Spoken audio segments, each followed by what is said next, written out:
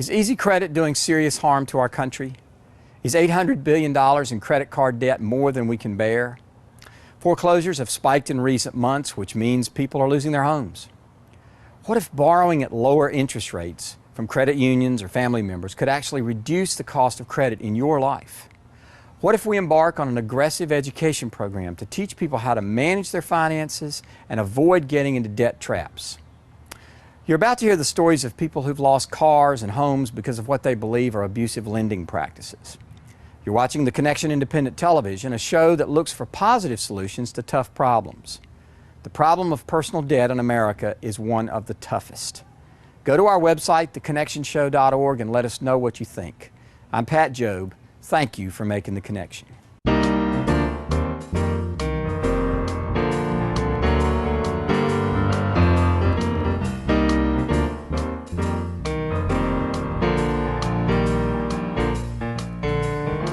This goes out to the people, making this a better place.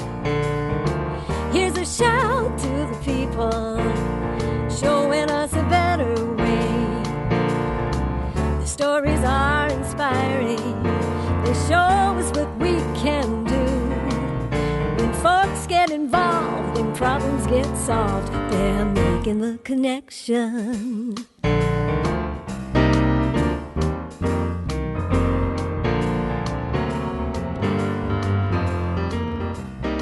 My problem really started like in 1993 when we separated. I was going to school, I was working 40 hours a week, and I was raising 4 teenage kids. I went into this, the check cashing thing, and you write a check and you pay this, and then you write another check and you pay that, and it just became a snowball. So then I started to cycle. Go to the check cashing place, write a check, every payday. It was like that. It was just rob Peter to pay Paul. We got started with them. I got put out of work through an accident. So me and my wife and myself had to, in order to pay some bills, come up with some cash in a hurry. A friend of ours told us, well, you can go to the payday loan place and get it. So I did what he said, and that's how we got started with them. And once we got started, we couldn't stop. The payday loan institutes, we got one, took care of that bill, but by the time that one came due and another bill was due, well, we didn't have the money to pay that one, so we had to get another one. Before you know it, we had numerous.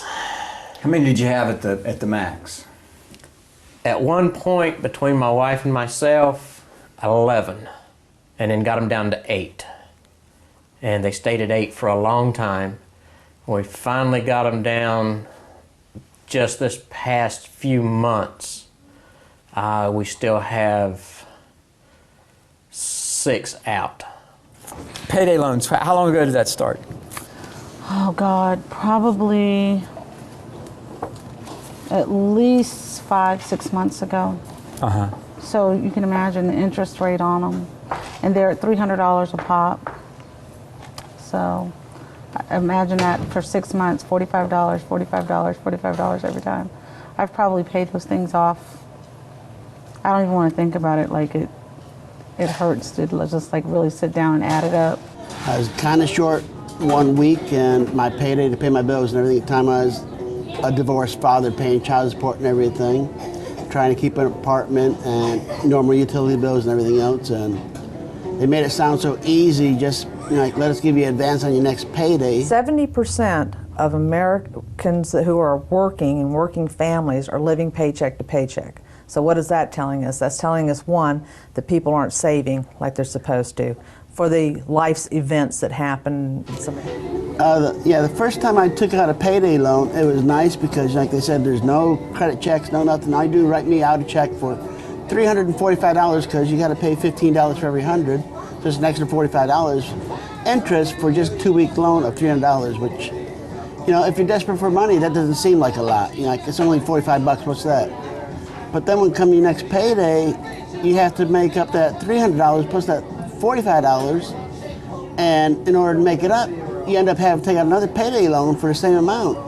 And you can't get out of that cycle because if you pay them off, you're short $345 out of your check, and how are you going to pay your bills, put food on the table, and live for the next 2 weeks of your next paycheck? You can't. It's hard to break that cycle. I always tell people when they come in for counseling and they're $25,000, $35,000 in debt, I said, I bet you if we went to your house today and walked around, I bet you couldn't show me hardly anything that you have for that $25,000, $35,000 to show for it. And they'll sit there and they go, yeah, you're right.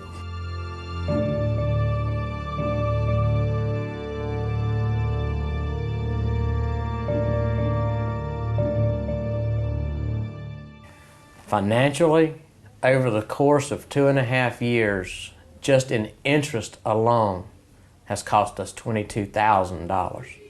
$22,000 on Interest. on $300 and $600 loans. Yes. And I was explaining that the other day. A guy asked me, he says, how you come up with those numbers? I says, well, if I've got 2 loans at one place at $300 each, the payback it would be $90. So I would pay back $690 Over 2 weeks. every 2 weeks. So, and then my wife has the same, anywhere from $300 to $600. So if you max that and we each have $600, that's $180 every 2 weeks. And then you take that, that's $360 a month. That's just at one place. Mm-hmm.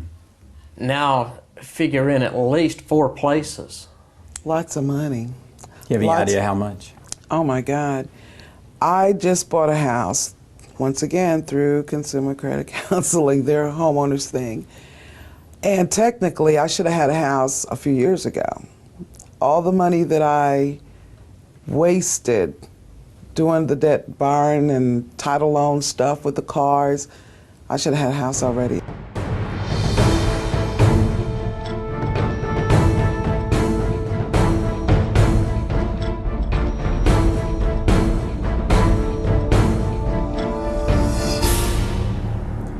Lots of tears.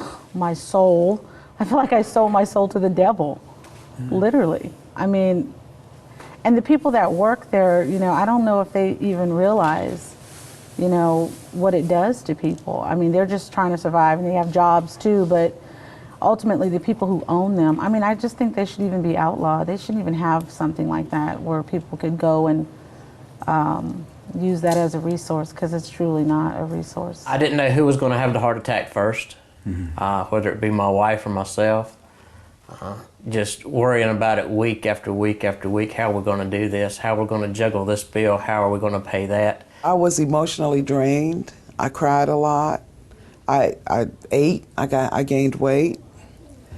I didn't take care of myself. We made the choice. No one twisted our arm. But desperate people will do desperate things. Once you're in a financial crisis, it affects every aspect of your life. There's no getting around it. It affects your friendships because you're trying to keep friends going, but you're trying to hide your own irresponsibility fiscally. It affects work because you're trying to make your money and trying to get everything you can, but you got all this stress on you, so your work goes down. We didn't know how these places actually operated when we first started with them. So we were always worried about, well, we can't let that check go. You know, we don't want to get in trouble. We don't want to go to jail. We don't want to have to go to court over bad checks or anything like that. You want to go in the hospital and you want to have a nervous breakdown, you sign up for that. Family, forget it. It affects your relationship because if you're not fighting about money, you're worried about money. So you have to really, get a tight grip on it and get over it because it's going to kill you.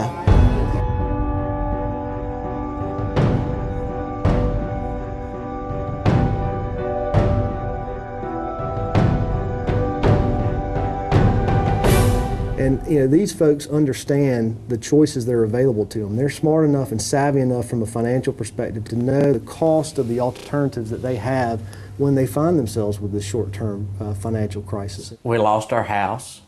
We had to move in with our daughter.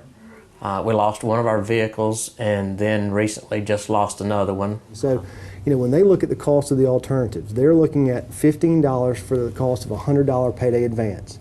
compared to upwards of $50 for bouncing a $100 bounce check. If you consider the fact that nationwide, the average bounce check costs you $27.40 to the financial institution on which you wrote the check, plus the additional $25 or so that the merchant that you wrote the check to is going to tack on, the real world out-of-pocket cost of that one single $100 bounce check is over $50.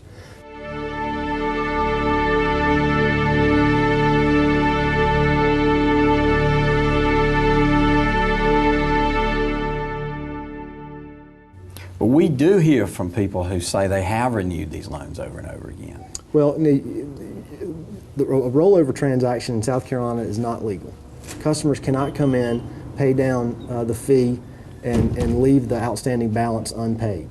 But they can go to another lender and get another payday loan. They can come into our center, they can pay a loan off, and they can get another transaction if that's what they want. Those people are ruthless, and it's amazing too, because when you go to pay them off, they just kind of, you're not going to rewrite?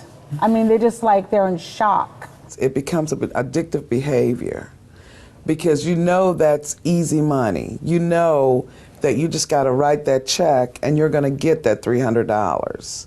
And then you don't worry about it until the next time. It becomes a vicious cycle. There were only 30 complaints filed with the state against the payday lending industry.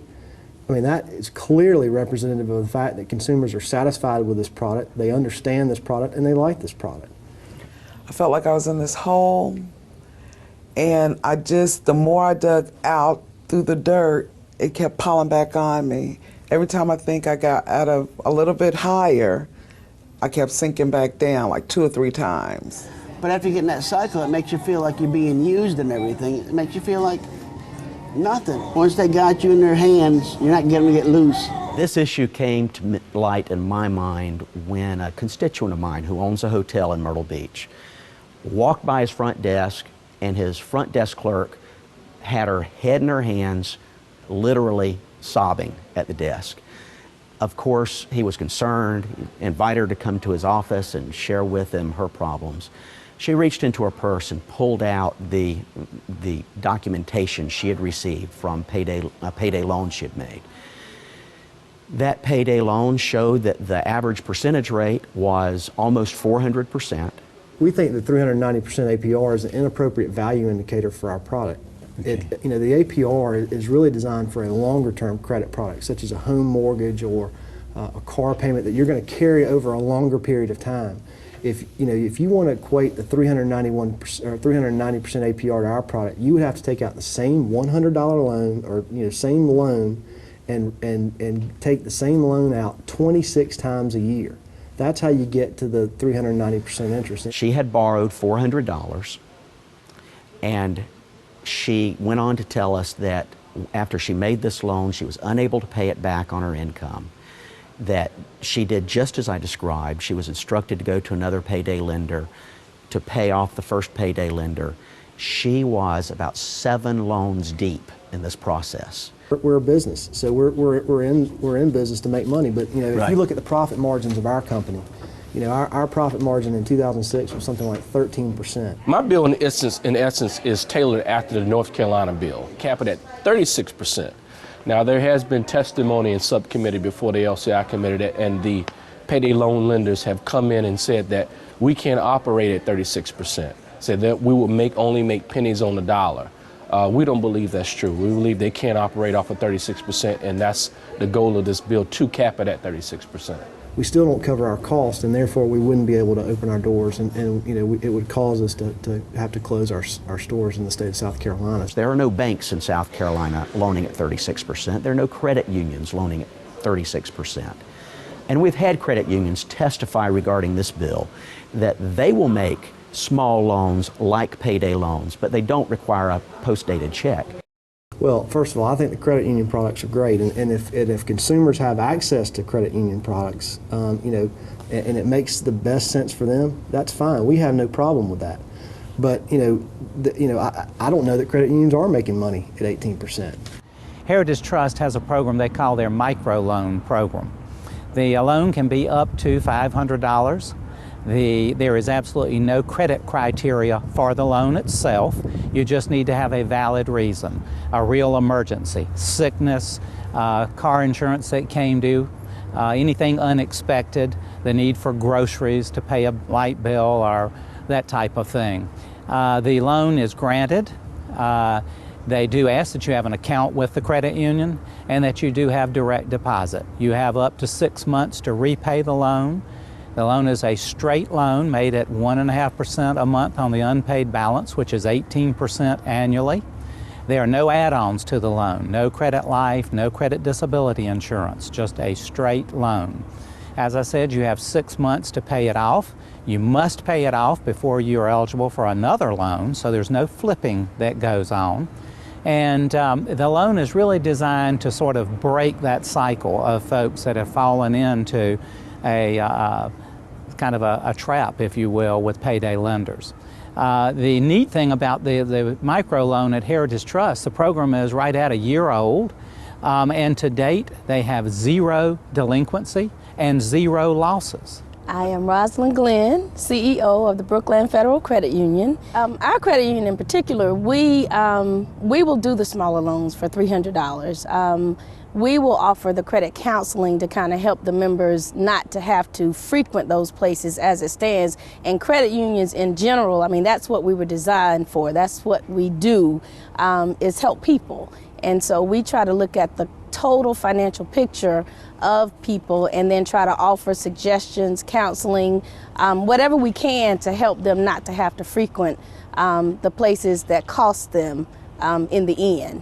Credit unions all across South Carolina that have the alternatives that will do the smaller loans to kind of help manage through the financial difficulties. And we have to do a better job of getting that information out, because most people picture credit unions like any other financial institution or bank, if you will, and they don't want to go through the hassle because they think I'm going to be declined, so I'm not even going to go there. Whereas those other kinds of places, they make it a little bit more convenient for them to just pop in and pop right out. And so we have to find a way of getting the word out that we're here to help you, to look out for your best interest, so that we don't want you to be taken advantage of, and to really show the picture of, the cost of the credit that you're getting. Even though it's convenient, you're paying for that convenience in the end. The credit unions are more than happy to come forward, and they only charge 18%.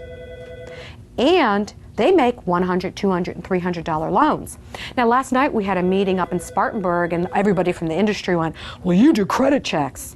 They were making fun of the credit unions for being responsible in the way they lend their money. I mean, payday lenders hold themselves out as saying, "We'll make loans to anybody, and we don't care if you can repay it." That's unconscionable. You're setting someone up. You're taking a check you know is no good.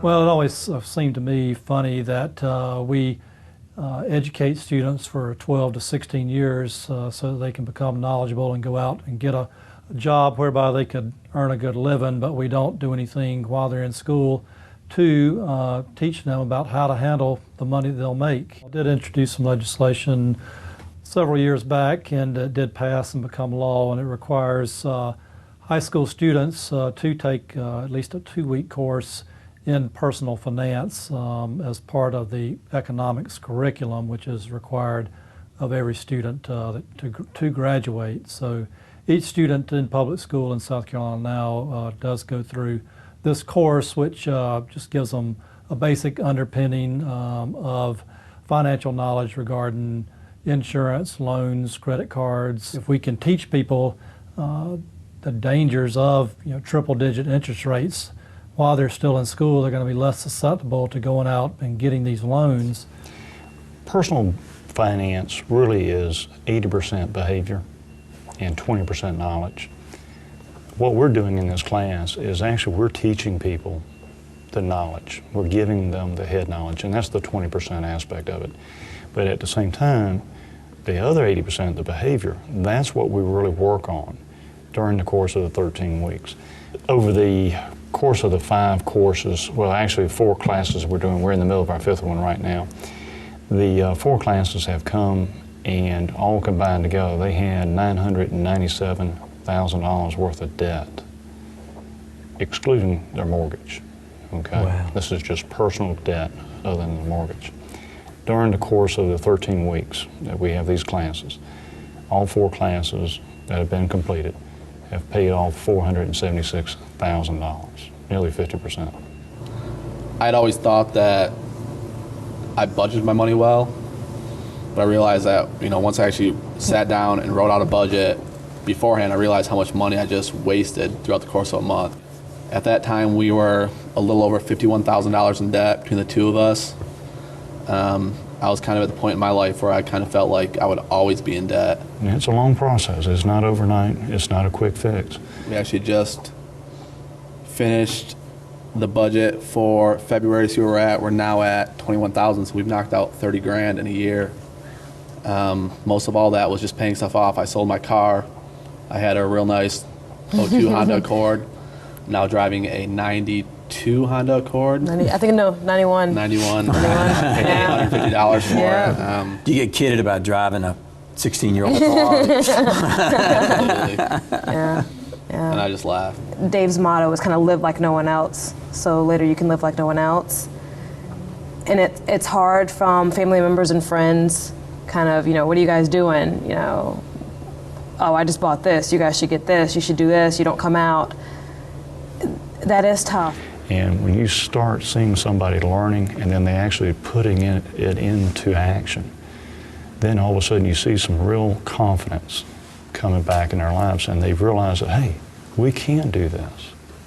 And with that confidence then comes hope. And when they've got hope in their lives, there's no stopping them. They can do anything that they want to achieve. I think a lot of people live their life like I used to, and my mentality was, can I afford another payment? I would like to get that. Can I afford another $30 a month for next year? Yeah, I can probably do that, so I'll try to squeeze it in. And then when something happens and that $30 a month has to go to somebody else, then you're in trouble. It was like, I had everything figured out to where if everything's just right, I can afford this payment. So yeah, let's try it. Bless the Sacrament realized that there was a real need to create an outreach ministry to address personal finance issues among our parishioners as well as in the community. By next February, we'll be completely out of debt. And you feel like most of this has come from Dave Ramsey? Absolutely. It really is, like, all of his methods really are just common sense. But you have to have the discipline to follow the system. It's by no means an easy system. I mean, we've sacrificed a lot. The reward for me personally is just to see that, hey, we're making a difference. Family by family, couple by couple, single parent by single parent. And to see these folks come in here is tough. But when they leave and they've got that hope, they've got those shoulders pulled back, they're standing up, and they really feel like, hey, we can beat this thing called debt and we can really move forward in our lives financially. That's incredibly rewarding. That you just don't have to work for anything. Everything's on credit. I mean, that you just good old-fashioned hard work and putting it away is like, it's not valued. It just seems like it's all about getting the easy fix, and don't think about what the long-term means about it. Get the quick fix today.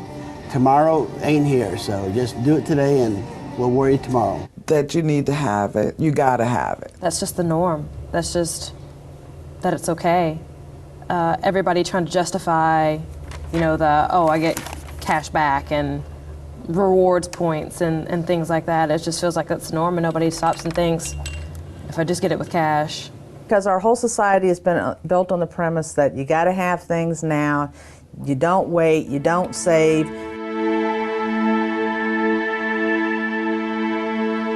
What would be your advice to anybody considering a payday loan? oh my God, don't do it. Shred your checkbook first. I mean, literally, that is like not an option. Don't be prideful. Don't be ashamed to ask for the help. There's people that will help you. It's a kind of peace that you don't understand until it happens to you. I don't worry about anything. I don't worry about, well, when this bill come in, am I going to have the money to pay it? When it comes in, I pay it. Peace of mind now compared to then, there's no comparison. Again, it was a constant worry. You got up every day worrying about it. You went to bed worrying about it.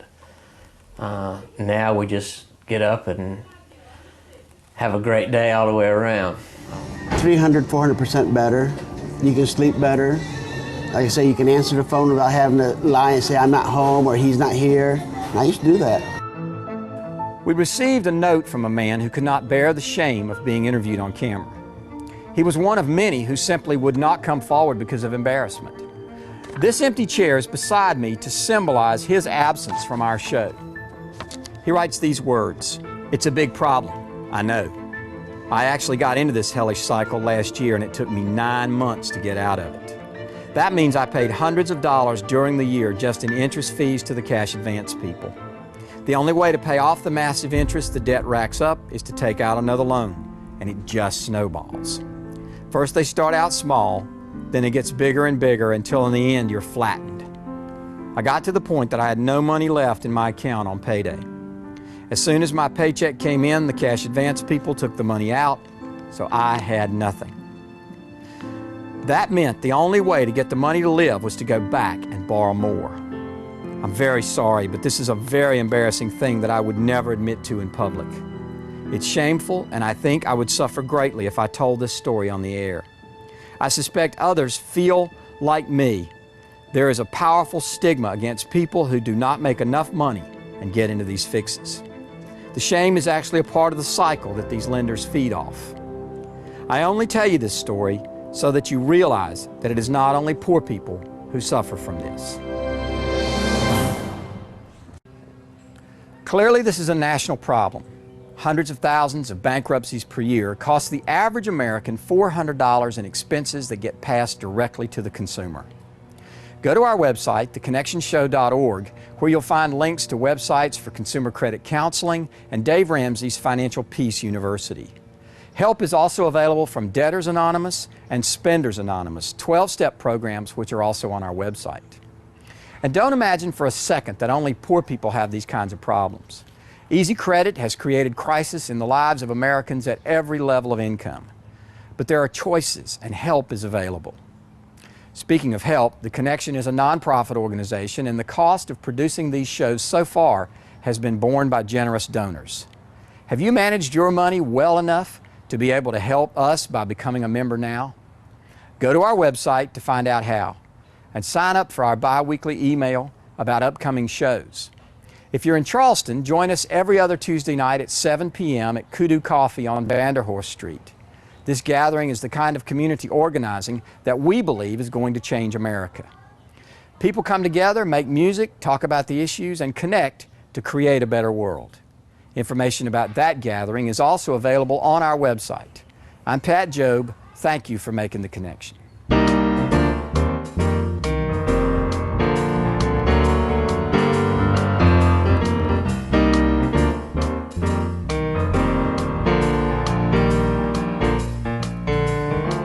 This goes out to the people, making this a better place.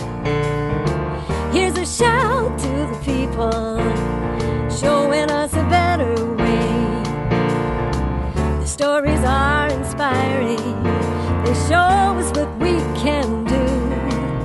When folks get involved and problems get solved, they're making the connection.